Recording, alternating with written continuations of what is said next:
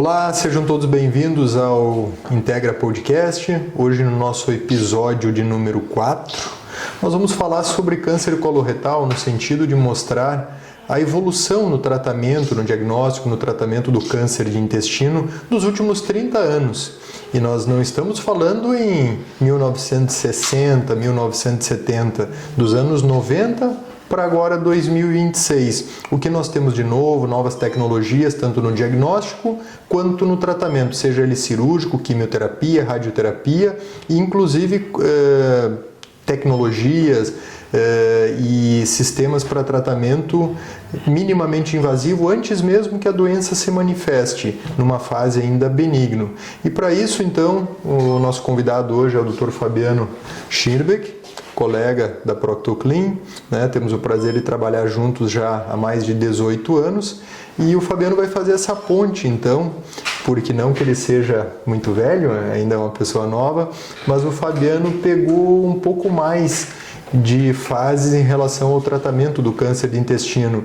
Por exemplo, desde lá a cirurgia aberta, que ainda é o padrão, mas a evolução da videolaparoscopia, que tornou-se hoje a maioria dos nossos procedimentos, e agora mais recentemente a cirurgia robótica, bem como na colonoscopia, saindo daqueles colonoscópios, aqueles equipamentos de endoscopia mais analógicos, para tecnologias extremamente avançadas, minimamente invasivas, e hoje contando até com sistemas com inteligência artificial, para a detecção dessas lesões precoces, dessas lesões benignas antes mesmo que virem câncer, e também maneiras de tratar por endoscopia, por colonoscopia, sem nem sequer ter que operar o paciente. Então hoje nós vamos fazer um apanhado, uma busca em relação a essa evolução do diagnóstico e do tratamento do câncer de intestino.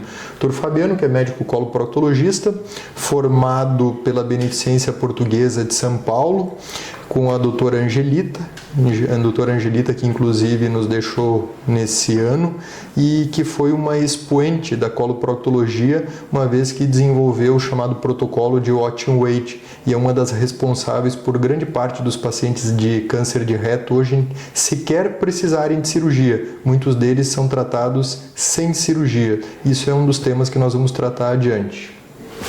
Tudo bem, agradeço o convite aí, meu colega de equipe aí, que já temos alguns anos, eu um pouquinho mais de tempo aqui na cidade, dentro da evolução. Até eu propus para ele, vamos fazer um apanhado que era antes e agora, para a gente ver a evolução, algumas coisas para bem, outras coisas, alguns pontos até não tão bem. Eu separei 5 tópicos assim de... Chegou em Passo Fundo em 1994, 94, né, são 32 anos aí de coloprocto. Aí fiz a formação, falou a doutora Angelita, que foi a expoente nacional e mundial, tive o privilégio de fazer a residência ali na Beneficência em São Paulo, né?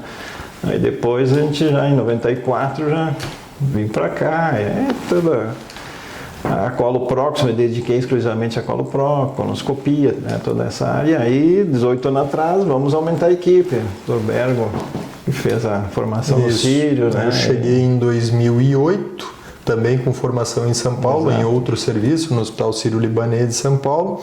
E a ideia sempre foi, não é, Fabiano, é trazer uma medicina de vanguarda, uma medicina de capital, uma medicina de excelente qualidade para a população em uma cidade de médio porte. Então esse sempre foi o nosso objetivo, né? Exato. E é o que nos motiva a manter sempre uma vanguarda, um alto padrão no tratamento também do câncer coloretal. Para a gente iniciar, tu separou alguns pontos, né, Fabiano? Mas uma coisa que as pessoas sempre chamam muito a atenção é em relação então à prevenção. E aí a prevenção, já vamos entrar na questão dos exames de prevenção. Mas a primeira dúvida que sempre fica é a questão dietética. E um ponto que é importante, eu estava olhando outro dia em um artigo, que de quem nasceu em 1950 para cá, teve um aumento de 4 vezes em relação ao câncer coloretal. Imagina, quem nasceu antes de 1950 tem uma chance. Quem nasceu depois dos anos 50, 4 vezes mais.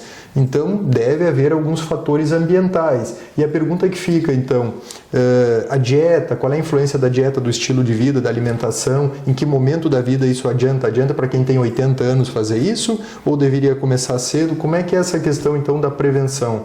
Esse é o primeiro ponto que a gente já vê na prática. Antigamente, o câncer, quem vinha procurar um câncer? Paciente de idade. Hoje, as incidências mudaram totalmente. A incidência do câncer baixou, a idade abaixo de 50 anos, cada vez aumentando mais. Aí entra o pilar que eu ia comentar. Dieta, lá 30 anos atrás, aí o reflexo do que você comentou, piorou e muito. De lá para cá e já de anos antes. Nada contra McDonald's, Burger King e óleos vegetais. Então realmente a modernização piorou. A questão de dieta e o fator ambiental piorou e muito. E a gente vê que populações japonesas, africanas, quando aderem a uma dieta ocidentalizada, aumenta a chance de câncer coloretal. Essa é uma pergunta que os pacientes fazem frequentemente, mas por que está aumentando? É a pergunta que eu volto para o paciente. Me fale um alimento que você comeu hoje que não tenha ou um veneno, um aromatizante, um conservante, alguma coisa.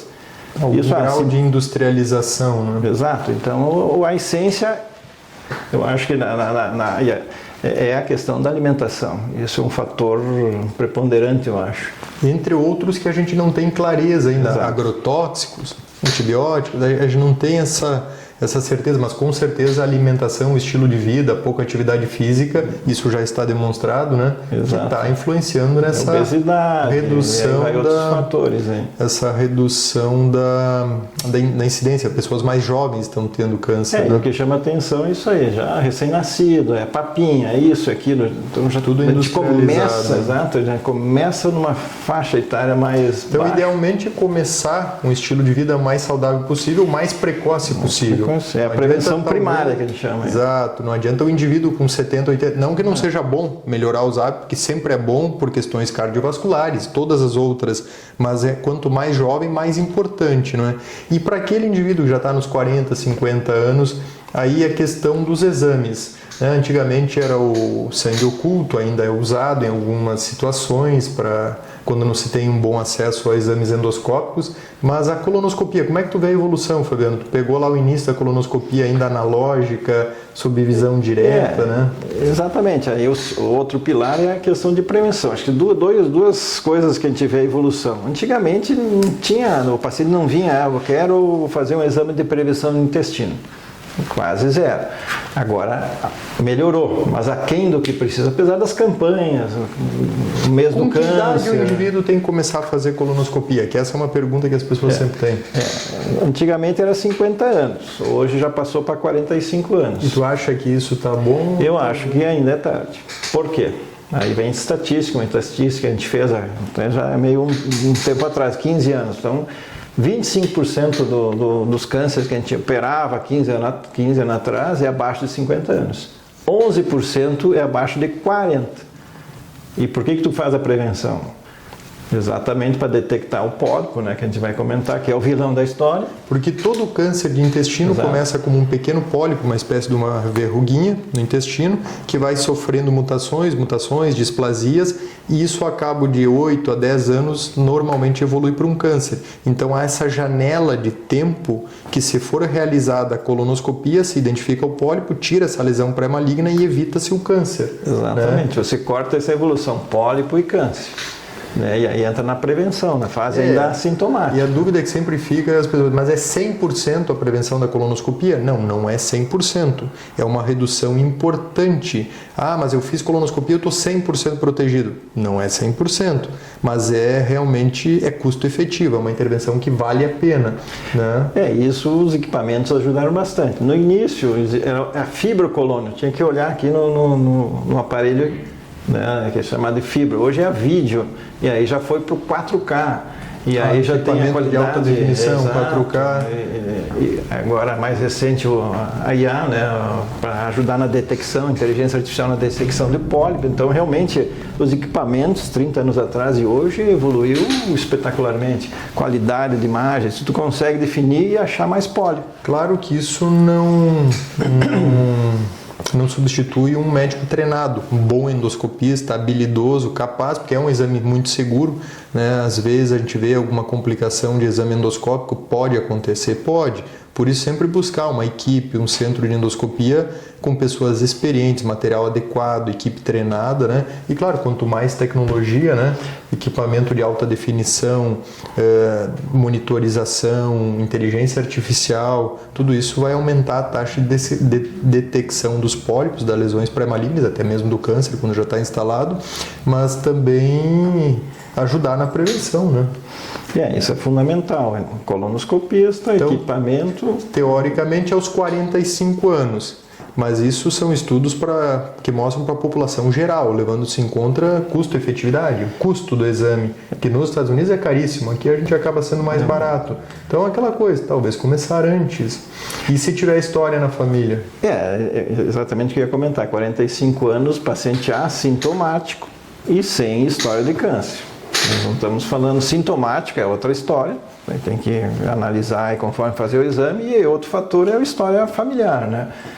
Mais síndromes genéticas, que às vezes você começa 10 anos antes do câncer mais precoce, algumas síndromes já começa com 12 anos, 13, então depende a genética, né, a síndrome genética e o histórico familiar. Então é outra história. É importante sempre falar com o médico, assistente, para identificar os fatores de risco, mas não imaginar que isso é um exame para pessoas idosas, pessoas velhas, né? Exato. E hoje, um pouquinho mais sobre o exame. Hoje em dia é um exame bem tranquilo, porque é uma sedação, o paciente dorme e não vê nada. Então em mãos especializadas é bem tranquilo, né? Não tem por que não fazer, né? Outra dúvida que as pessoas têm muito é o sintoma do câncer de intestino. Que aí é o problema, né? Porque nem todo mundo tem sintoma até uma fase tardia. Até porque conforme a gente estava conversando, muitos pacientes o câncer começa muitos anos antes como uma lesão benigna, né? E tu tem essa janela de oportunidade de 8 a 10 anos de fazer um exame endoscópico, uma colonoscopia e tirar esse pólipo. E nesse período todo o paciente não tem sintoma nenhum. Inclusive quando já desenvolveu um câncer, às vezes um câncer avançado, ainda assim pode não ter sintoma, né? Então o que as pessoas têm que ficar atentas, né? Quais seriam os sintomas quando eles existem do câncer de intestino, doutor Fabiano? Isso, então, acho que só reforçando assim, de uma mucosa normal, câncer e ter sintomas, às vezes pode passar até 10 anos assintomáticos. Então, a importância daquele exame de prevenção que a gente tinha comentado. E os sintomas variam, lado direito, lado esquerdo e o reto, que é a parte final. Lado direito, geralmente, cursa com anemia. Então, anemia sem uma origem pode ser um câncer do lado direito. Já o colo esquerdo, geralmente fica atento, um dos fatores, mudança do hábito intestinal. Eu funcionava de um jeito e agora ou está mais constipado, ou está tendo diarreia, dor, estufamento. Então, persistente, às vezes tem que ficar alerta. Pode ser várias outras causas, mas sempre... E o sangramento anal é uma situação típica ou não? Aí seria mais, principalmente, lógico, tem várias patologias, mas assim, geralmente o do reto, né, que aí pode ter eventualmente sangramento, mas geralmente é o sangue mais misturado, aumenta da frequência de evacuar, mas cuidar, porque às vezes o paciente acha que o sangramento é hemorroide. Pode. Na maioria das vezes exatamente, geralmente mas pode não ser. Então exatamente, não é raro a gente pegar, sendo tratado por hemorroide, e é um câncer de reto. Principalmente depois dos 40 ou 50 anos, qualquer alteração do hábito intestinal. Exato. Mas o meu intestino era muito preso, agora está solto, é bom? Não necessariamente, houve uma mudança do hábito. Ou era muito solto, ficou preso, olha que beleza. Também não, né? Então mudou o hábito, sangramento, estufamento, cólicas, anemias, merece uma investigação.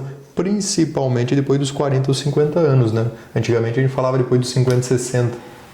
Agora puxando, né? Cada vez não tem muita idade, porque realmente a incidência tem subido bastante. E o diagnóstico, então, quando tem algum sintoma desse, basicamente o diagnóstico é a colonoscopia, né? Que a gente estava conversando. Exame endoscópico, identifica a lesão, biopsia, confirma diagnóstico. Mas em relação às opções de tratamento endoscópico, ou seja, sem cirurgia, quando é que a gente pode tirar essas lesões por dentro do intestino? O que há de novo para isso? Antigamente a gente tinha só a opção, chama de polipectomia, pólipos menores, e aí você, né, com uma alça, com material, retirava a lesão. Agora, a gente, com esses equipamentos novos e mais várias técnicas, você consegue definir, não, esse pólipo é benigno, pode ter um início de um câncer, até um certo grau inicial. Às vezes você pode, hoje tem evoluído bastante, mucosectomia, que é um tipo de técnica, e mais recente agora é o ISD, onde você faz uma microcirurgia com vários equipamentos. Por dentro, pela colonoscopia. Exato. Sem cirurgia. Em centro de endoscopia. Isso, aí é um procedimento cirúrgico, mas endoscópico. Sem corte, sem incisão, sem nada. E aí você consegue retirar a lesão inteira, tanto lateral e profundo, com segurança oncológica, né? E o importante disso é que não precisa biópsia, não precisa nada. Com a tecnologia adequada, com o endoscopista treinado, ele consegue em até 95% das vezes dizer se essa lesão ela é benigna ou ela é maligna e precisa de um tratamento maior, né? Ou é benigna ou maligna num estágio muito precoce, que eventualmente ainda possa ser tratado por colonoscopia, sem sequer precisar de cirurgia ou radioterapia ou qualquer outro tratamento, né? Então essa ressecção depois vai para a patologia. A patologia você definiu, dá para retirar, ok, com os equipamentos, magnificação, cromoscopia, ok, retirou, vai para a patologia. A patologia, mesmo tendo um câncer precoce, essa também é um câncer, já é um câncer, mas bem precoce, com algumas características, você não necessariamente precisa cirurgia. Só o acompanhamento, você consegue fazer o procedimento endoscópico. A partir de certo grau de invasão, aí é um paciente que provavelmente vai ter que fazer uma cirurgia oncológica mais definitiva. E entrando então aquele paciente que perdeu a oportunidade de se cuidar, de ter uma dieta equilibrada durante a vida. Aquele paciente que não se ajudou, não se exercitou, se alimentou mal, tem um histórico familiar importante, porque isso é um fator de risco importante, né? Pessoas de primeiro, segundo grau na família que já tenham tido câncer de intestino devem redobrar a atenção, mas passou por tudo isso, não fez a sua colonoscopia, né? Não fez o seu exame de prevenção, não removeu o pólipo benigno ainda para que virasse um câncer, desenvolveu um câncer de intestino. Em que situações entra a radioterapia? Em que situações e que tu vê que mudou nos últimos anos em relação à cirurgia, radioterapia e quimioterapia? O que tu viu de evolução lá quando começou a trabalhar nos anos 90, né? E agora, do que a gente tem? Quais foram as evoluções nesse sentido? Outro temido, né? E não é por menos, que as pessoas têm medo da bolsa de colostomia. Como é que foi essa mudança nesses últimos 30 anos? Essa foi talvez fora a parte endoscópica ali, foi o outro grande avanço, foi a questão da conduta terapêutica. Antigamente era cirurgia aberta, colectomia. Aqui nós temos que dividir com os avanços, isso evoluiu muito, as formas, e cada paciente é um tipo de tratamento hoje em dia. E a gente divide em dois. Depois nós vamos conversar sobre o tumor board, as equipes multidisciplinares, para nós vamos entrar nesse assunto. Mas assim, para as pessoas entenderem, a cirurgia, eu tenho que abrir o meu abdômen, eu tenho que ficar com uma bolsa de colostomia, isso era a realidade talvez nos anos 90. E hoje? Isso a gente tem que separar dois grupos. Um é o câncer de intestino, seria a parte mais alta, e o reto, que é a parte final. Geralmente, o que mudou na parte do cólon? Antes era cirurgia aberta só. E hoje a laparoscopia é robótica. Então esse foi o grande avanço, né? No reto aí já mudou mais ainda. Além quando necessário, a laparoscópica e a robótica, mudou a sequência, os protocolos de tratamento. Antigamente, tumor de reto, operava e rádio depois. Hoje já se inverteu. Eventualmente, quando precisa, a radioterapia e quimio é antes. E aí tem vários avanços. Precursor fator Angelita, às vezes, conforme o local, conforme o tumor, a localização e tamanho, tu fazia a radioquímio antes e com uma chance, dependendo da lesão, de cura considerável. Hoje, né? E olha que quando eu comecei também a trabalhar, ainda era inicial, era embrionário esse trabalho do Dr. Angelita em relação à neoadjuvância, com o intuito de preservação do órgão do reto, porque os piores tumores de intestino são os mais próximos do ânus, né? Os tumores de reto baixo. Quanto mais perto do ânus, pior. Pior porque está na pelve, principalmente no homem, tem a próstata, tem a vesícula seminal, tem as estruturas ósseas e realmente fica muito difícil a cirurgia e ela gera muitas consequências deletérias para o paciente, termos funcionais, sexuais, urinários, funcionamento do intestino. Então esse sempre foi o nosso calcanhar de Aquiles do coloproctologista, o tumor principalmente o de reto ultra baixo. O que a doutora Angelita desenvolveu, então? O chamado protocolo de Watch and Wait, Exato. onde se entregava radioterapia e quimioterapia no tumor antes de operar, e hoje a gente consegue aí, pelo que me consta, 30%, quase 40% dos pacientes com tumor de reto baixo que poderiam ser candidatos a uma bolsa definitiva ou temporária, nem precisam mais operar. Se tratam só com radioquimia. Talvez tu ache que foi a maior mudança, essa preservação de órgão. Essa foi uma mudança importante e mais em termos de número de pessoas, mas um outro avanço é a imunoterapia, que também foi um avanço. Quimioterapias com melhores resultados, com aumentos de sobrevida. Em algumas situações, a imunoterapia, né, célula terapia-alvo, também tirando o paciente da cirurgia, né? Curando o paciente só com quimioterapia, uma espécie de quimioterapia. Bem mais suave, mas com foco, né, direto na lesão, que é o interessante. Esse foi tumores de reto, só que é 5%, 10%. Beneficia um número muito pequeno de pacientes. De cânceres de reto, onde usa a imunoterapia, 100% sumiu, curou. O paciente sem precisar nem rádio, nem quimio, nem cirurgia. Então, esse eu acho talvez a preservação de órgão, esse protocolo de Watch and Wait no objetivo de preservar o órgão, tu acha que foi a maior mudança no reto. E a cirurgia aberta, a laparoscopia e agora a robótica. Como é que tu vê essa escalada em termos de evolução da cirurgia? Da cirurgia minimamente invasiva, laparoscópica, robótica, realmente tu preserva o paciente, o trauma menor, então realmente tu tem uma melhora considerável no pós-operatório, que é importante a cirurgia, mas o pós-operatório aí a curto, médio prazo... Resultado cosmético, funcional, menos hérnias, aderência. Na época, Fabiano, lá nos anos 90, você conseguia dar alta para um paciente no segundo, terceiro dia pós-operatório, na cirurgia aberta? Não. Geralmente um tempo bom, 5, 6, 7 dias. Hoje não é incomum. No segundo, terceiro, quarto dia, na média, o paciente já está indo para casa, né? Não, e a evolução a curto prazo, no dia seguinte alimentar. Não existia na aberta. É o segundo, terceiro dia. Hoje às vezes no primeiro dia, opera de manhã à noite. Já está sentado, já está comendo, já está líquido, etc. Então, realmente, não só a questão de alta, mas a rapidez de recuperação é muito melhor. Nos 5 dias, nos últimos 3 ou 4 dias, eu operei 3 pacientes de câncer de intestino. Uma foi embora hoje de manhã, quarto dia pela manhã, podia ter dado alta no segundo já. Às vezes mas ela morava longe, eu segurei porque ela morava a 200 quilômetros. E realmente as demais já estão prontas para ir para casa. Então a laparoscopia, que são a cirurgia através dos portais, onde a gente entra com pinças da espessura dessa caneta dentro do abdômen do paciente, não mais com a mão, sem abrir, realmente mudou bastante. E além disso, agora temos a robótica, né?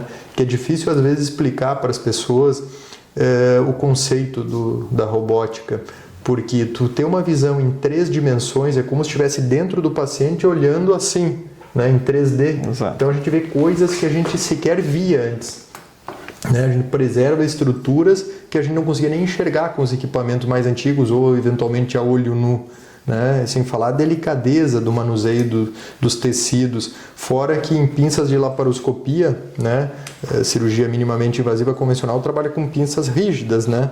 E o robô, tu faz isso aqui, tu faz o que a tua mão faz, só que lá dentro do paciente, através de incisões pequenas como uma caneta como essa, e enxergando em 3 dimensões, e com alguns filtros de imagem, por exemplo, o Firefly do robô, a gente injeta uma substância na veia do paciente para ver como é que está a vascularização na hora de fazer a emenda do intestino, e eu quero ver se está chegando sangue suficiente para dar uma boa cicatrização. Eu consigo injetar uma substância no paciente, mudar o filtro da imagem e eu consigo ver como está essa vascularização. Então, esses recursos avançados de realidade aumentada, né, acabam trazendo ganhos substanciais em cima da cirurgia convencional, né? E tu acompanhou essa evolução como um todo. Não, sem dúvida.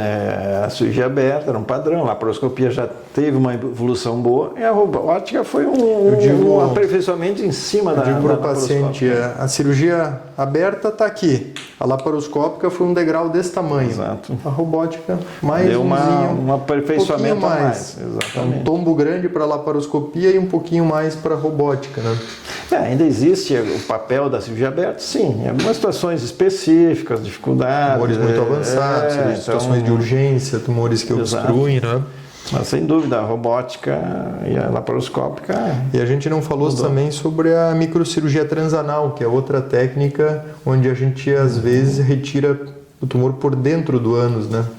Sem nenhum tipo de incisão, que também é uma técnica que surgiu nos últimos 10 a 15 anos, quase 20 anos, né? E que não existia há 30 anos atrás, né? É como se fosse uma laparoscópica, mas transretal. Seria um equipamento parecido com a laparoscopia, onde você opera lesões no reto, onde consegue tirar a parede total. Então tem algumas indicações precisas, é outra. E uma dúvida que as pessoas sempre têm, né, em relação ao robô, mas então o robô ele opera sozinho. Não, o robô ele não é uma inteligência artificial, não é um equipamento autônomo, né? Ele é um robô escravo, que a gente chama. O robô simplesmente repete os movimentos que o cirurgião faz no cockpit ali do robô, e o robô está docado, está conectado no paciente, e tudo que o cirurgião faz ele simplesmente repete, mas ele não tem autonomia nenhuma, então ninguém precisa ficar com medo que o robô vai sair fazendo coisas, cortando, emendando, porque o robô não tem autonomia, mesmo com os avanços de inteligência artificial. Eu não sei se a gente vai ver isso, né, durante a nossa vida. Eu acho que vai muito longe para ter algum grau de autonomia, né? Não, isso é médico dependente, né? O robô, a plataforma do robô dá aquele detalhe a mais, mas é médico operador, né, que se chama. Isso é um ponto importante, né? Porque hoje também a gente tem muito profissional no mercado, mesmo especialistas, tem muitos especialistas se formando, mas tem um ponto importante que nem sempre as pessoas comentam. A cirurgia de intestino, o resultado na cirurgia de intestino, ele é altamente dependente do volume da equipe. Nós temos uma equipe multidisciplinar, onde nós temos os auxiliares, instrumentadores, concierge cirúrgico, tem todo um time, né? E vamos falar do tumor board adiante. Ser tratado por uma equipe que tratou 2, 3, 4, 5 mil cânceres é um cenário. Ser tratado por uma equipe que tratou 20, 30 é diferente. E isso já tem literatura mostrando vastamente que quanto maior o volume da equipe cirúrgica, tanto já feitos anteriormente quanto ao ano, melhor o resultado. Então, muitas vezes a gente propõe ao paciente usar tecnologias, grampeadores, materiais de boa qualidade, robô, laparoscopia com bons equipamentos e com uma equipe treinada, e às vezes a pessoa não entende a importância disso. Então, não é, você está querendo puxar a brasa para o teu assado. Não, é que realmente a gente vê isso, sabe disso, porque a gente lembra de como começou lá no início dos procedimentos, o nível de insegurança que se tinha, de inexperiência, mesmo sendo especialista, e depois de ter passado por 20, 30 anos, né? É volume dependente, um aprendizado que com volume, experiência e treinamento, o teu resultado cada vez vai melhorando. Às vezes eu falo para o paciente, o cara construiu uma casa, vai ter alguns probleminhas, eu não conhecia toda a técnica, mas ele construiu 100 casas. Vai minimizar, vai mitigar um monte de pequenos erros. Só que dentro da barriga do indivíduo, um erro pode significar aquilo que a gente chama, é um tratamento único, tem que ser bem feito, dar certo, porque tudo depois é mais difícil, né? Então Esse é um ponto sempre que eu falo muito para os pacientes e é importante, eu acho que a gente tem que avisar isso, as pessoas têm que saberem disso, né? Colostomia. Colostomia se usava mais no passado, a bolsinha, o desvio de intestino, por suposto agora com técnicas poupadoras, com a evolução dos grampeadores que fazem a emenda do intestino, com robótica. Tu tem a impressão de que, pelo menos na tua prática, isso está diminuindo bastante o número de pacientes? Eu acho que talvez o que mudou um pouco foi a radioquímio, onde tu aumentaria, na época lá em São Paulo, a gente fazia anastomose lá embaixo. Mas tu tem que ter uma margem, tu tem que ter uma distância do tumor para o esfíncter. Por que se faz a colostomia? Porque às vezes tu tem uma invasão no esfíncter, né? O anal, a saída, músculo do ânus. Músculo, e aí você não consegue fazer uma costura e deixar tumor. E deixar tumor, ou fazer lá embaixo vai ter uma qualidade de vida. Então tu puxa, a situação da colostomia é quando é a invasão lá de baixo do reto do esfíncter, né? E aí você faz a colostomia definitiva. Mas é sempre importante notar que a indicação da colostomia da bolsinha, ela não é unânime. Por exemplo, pode um colega, um cirurgião, julgar que tem que deixar a bolsinha e outro não. Um julga que pode ser permanente, outro não. Um julga que pode ser temporário, outro não. Por isso que eu também sempre fortaleço a indicação, inclusive para os nossos pacientes, que é importante ouvir mais de uma opinião, né? Talvez uma cirurgia como essa seja uma das coisas mais importantes na vida da pessoa, quem chega a ter um problema como esse. Então, pegar uma segunda opinião, ouvir mais alguém, eu acho que é importante, porque todas essas variáveis elas podem mudar de um serviço para o outro, conforme a gente estava falando, a depender da experiência, do volume anual, da experiência pregressa da equipe cirúrgica, não até do cirurgião, mas da equipe como um todo, né? E aí entra a equipe multidisciplinar, tumor board. Pois é, o tumor board, então, é importantíssimo. Que é algo que a gente já tem há mais de 20 anos implementado. Explica pra gente, então, o que é o tumor board, qual é a importância do tumor board ou dessa equipe multidisciplinar para tratamento de câncer? Como todo tratamento, às vezes você precisa se assessorar de outras especialidades da nossa parte. O que é o tumor board? Vai se reunir vários especialistas de diferentes áreas, por exemplo, no nosso caso é o coloprocto, é o radiologista, é o oncologista, né? O cirurgião biliopancreático, se tiver alguma lesão no fígado, o radiointervencionista. Então, são especialistas nas suas áreas, mas tratando o mesmo assunto. Talvez a maior analogia, eu sempre digo, tu vai construir um prédio de 40, 50 andares. Tu não vai um engenheiro sozinho fazer isso. Exato. Tem um elétrico, hidráulico, arquiteto, projeto estrutural, arquitetônico, a prospecção do solo. É muita gente, Exatamente. Muita coisa pode dar errado. Se tu juntar todo mundo falando a mesma língua, a chance de dar problema é muito menor. O projeto vai ser bem melhor. Tu vai atalhar caminho, vai vai evitar o teu prédio cair depois, né? É o que a gente faz, todos os cânceres que a gente tem colo reto, a gente coloca nesse grande grupo, nesse tumor board. E, após todos os pareceres, se define, não, o melhor caminho é esse, não, o melhor é aquele. E aí a gente faz o segmento. Isso é importante, porque às vezes muda, realmente tem uns trabalhos que todos os casos que foram colocados se muda. Reduz complicações, reduz custos.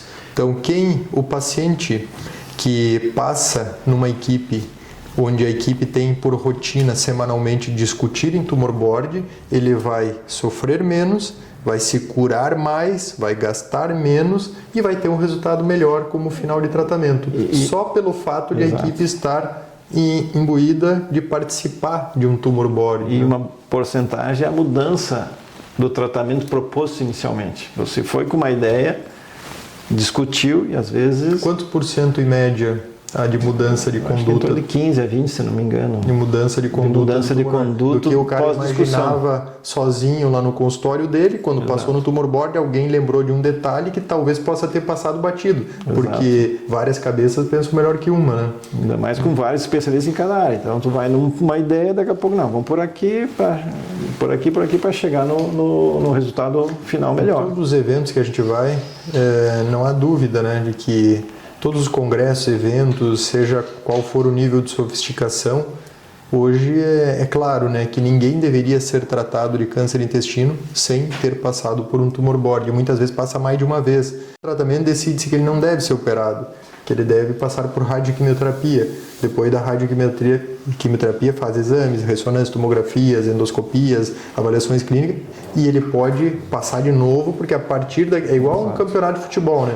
E a cada momento tem que ser reavaliado e replanejado todo o tratamento adiante. Às vezes um paciente passa por anos a fio durante fases do tratamento em tumor board para decidir a partir daquele resultado, daquela mudança, daquele objetivo que ele atingiu, qual o próximo objetivo, né? Não, acho que não existe tratamento sem um bom planejamento. Não existe um prédio, como você disse, sem um bom projeto. Então isso é fundamental. Então vamos recapitular para as pessoas lembrarem. Prevenção, alimentação, dieta equilibrada, frutas, verduras, nada muito enlatado, condimentado, ou seja, coisa que tu tem que descascar e não desembalar.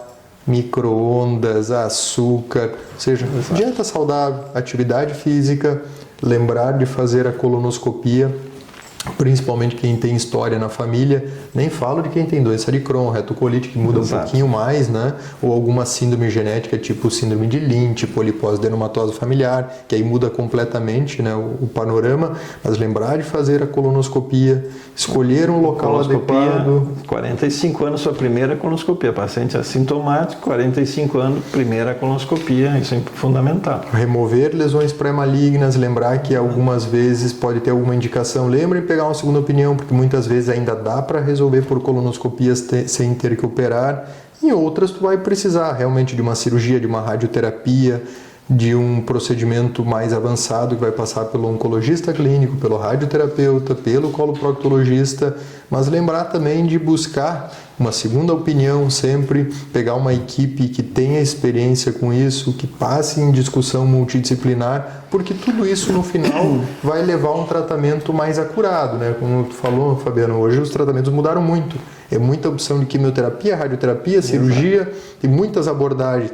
Então, saber escolher qual o melhor tratamento para aquele paciente individual é o que muda dentro de todas as possibilidades que nós temos para oferecer. Antigamente, nós tratávamos o câncer.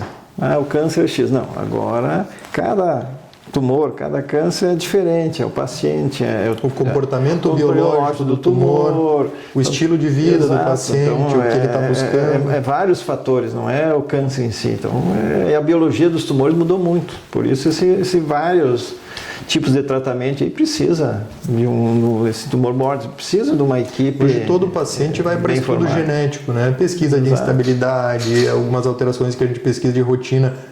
Nos anos 90 não existia isso, né? Teve muitas mudanças aí, para melhor, ainda bem.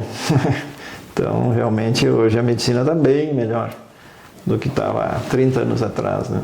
Uma das dúvidas que eu mais vejo no consultório, eu não sei por que ainda, porque hoje realmente nós temos o ChatGPT, o Gemini, a inteligência artificial, as informações também foi uma mudança que é um absurdo, né?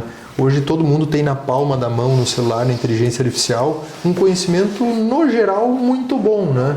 Que a gente não tinha acesso. Mas uma das dúvidas que eu mais vejo é as pessoas preocupadas, porque eu tenho hemorroida e ela vira câncer. Hemorroida vira câncer?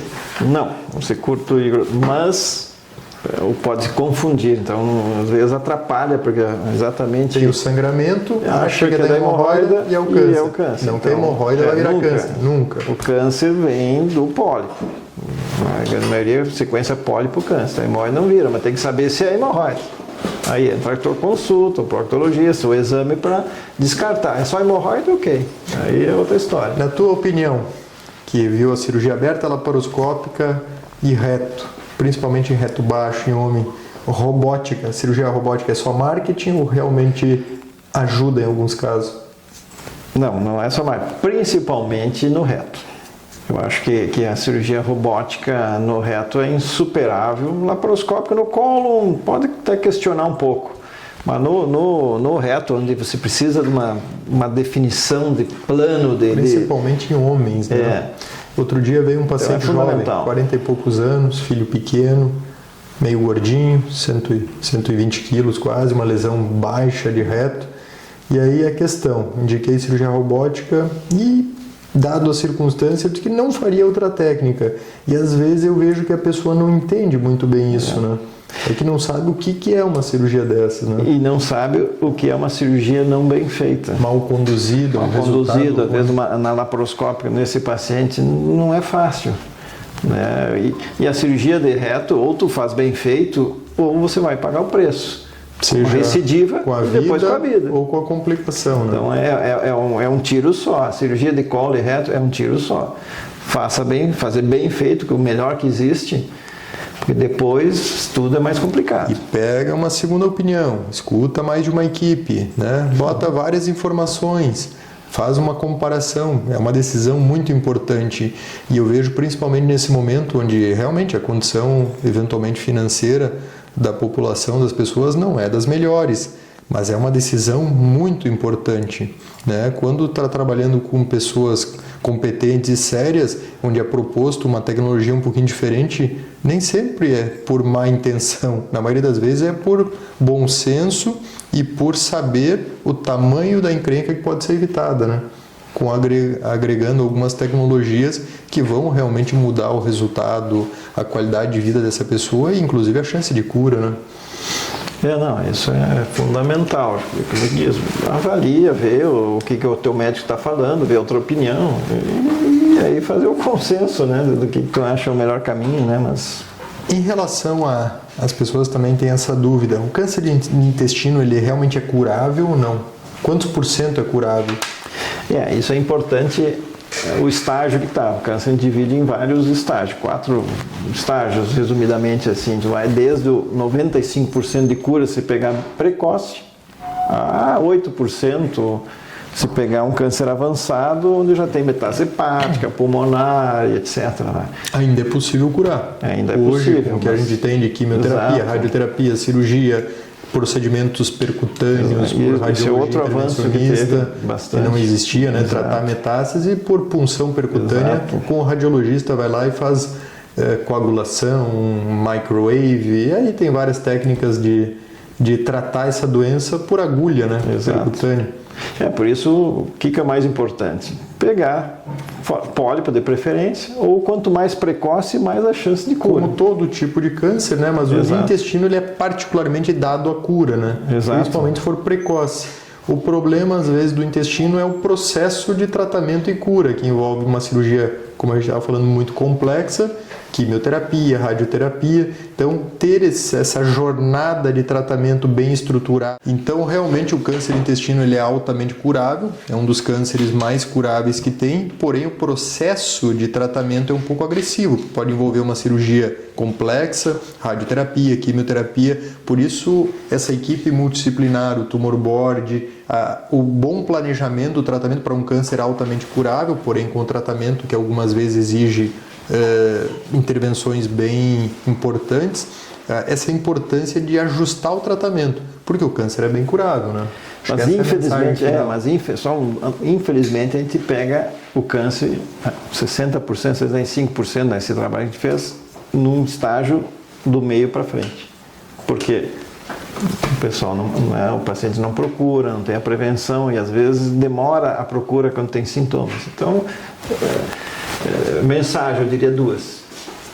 Prevenção 45, faça a colonoscopia. Tem sintoma, procura o médico. Essas seriam minhas 2 mensagens. Se gravar isso, já vai salvar muita vida. Hein? Sintoma, alteração do hábito intestinal, sangramento, estufamento, cólicas. Lembrando que, infelizmente, esses são sintomas, anemia, costumam ser tardios, né? Mas se tiver isso, aí sim busca mesmo, né? Mas o ideal é prevenção. Prevenção primária na alimentação, no estilo de vida, principalmente para os filhos, desde a infância, né? Não só ficar comendo cheetos na frente do videogame. Então, instituir essas medidas precocemente na vida das crianças e, tardiamente, fazer as colonoscopias de acompanhamento para prevenção secundária, né? Identificar o pólipo, a lesão pré-maligna e tirar antes que vire câncer. Acho que essa é a grande sacada. Para a gente conseguir diminuir a chance do câncer e aumentar a sobrevida dessa patologia que é cura. Exatamente.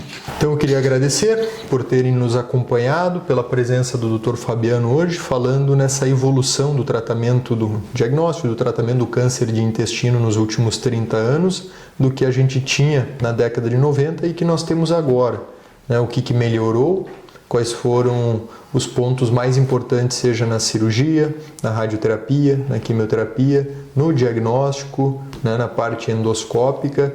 Então, se você quiser saber um pouco mais sobre como diagnosticar, quais são os sintomas, como tratar adequadamente os pacientes com câncer coloretal, o que é importante na hora de decidir sobre o tratamento, acompanhe o nosso 4º episódio do podcast, do Integra Podcast, onde eu e o Dr. Fabiano hoje conversamos bastante sobre essa evolução do tratamento do câncer de intestino nas últimas 3 décadas.